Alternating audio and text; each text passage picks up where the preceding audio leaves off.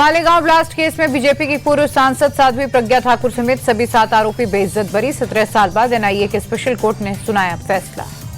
फैसले के बाद साध्वी प्रज्ञा का बयान का 17 साल तक मुझे अपमानित किया गया, अपने ही देश में आतंकवादी कहा गया, आज निर्दोष साबित हुई। मालेगांव फैसले पर बीजेपी सांसद रविशंकर प्रसाद बोले, मालेगांव केस कांग्रेस की रची साजिश थी, वोट बैंक के लिए कांग्रेस ने ये साजिश रची।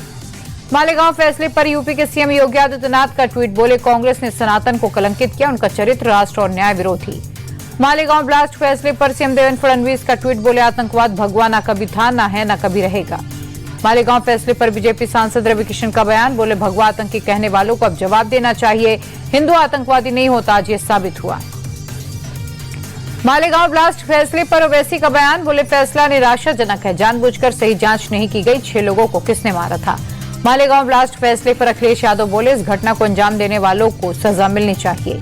मालेगांव फैसले पर शिवसेना उद्धव गुट के सांसद अरविंद सावंत का बयान, बोले ये बरी हुए तो ब्लास्ट का गुनहगार कौन, बम ब्लास्ट किसने किया, ये बड़ा सवाल। मालेगांव ब्लास्ट फैसले पर कांग्रेस सांसद इमरान प्रतापगढ़ी बोले, ये फैसला है, न्याय नहीं, आतंकवाद का कोई धर्म नहीं होता। एनआईए कोर्ट के फैसले को ऊपरी अदालत में चुनौती देंगे पीड़ित परिवार, फैसले के खिलाफ हाईकोर्ट में दाखिल करेंगे याचिका। संसद परिसर में विपक्षी सांसदों का प्रदर्शन, एसआईआर के मुद्दे पर सरकार को घेरा, जमकर की नारेबाजी, प्रियंका गांधी समेत कई बड़े विपक्षी नेता प्रोटेस्ट में शामिल।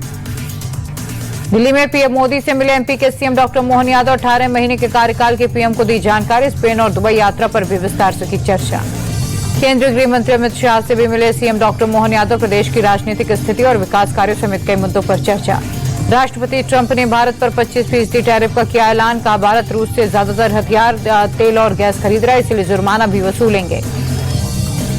टैरिफ लगाने के बाद ट्रंप का नया बयान, ट्वीट कर बोले फर्क नहीं पड़ता भारत रूस के साथ क्या करता है, हम भारत के साथ बहुत कम व्यापार करते हैं। अमेरिका ने भारत की 6 कंपनियों पर लगाया प्रतिबंध, ईरान के तेल खरीदने के चलते बैन लगाया।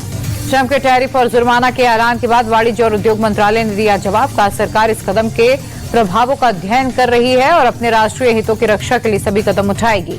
ट्रंप के टैरिफ वाले बयान पर राहुल गांधी बोले, ट्रंप ने सही कहा, भारत की अर्थव्यवस्था मर चुकी है, बीजेपी ने देश की इकोनॉमी को पूरी तरह से खत्म किया।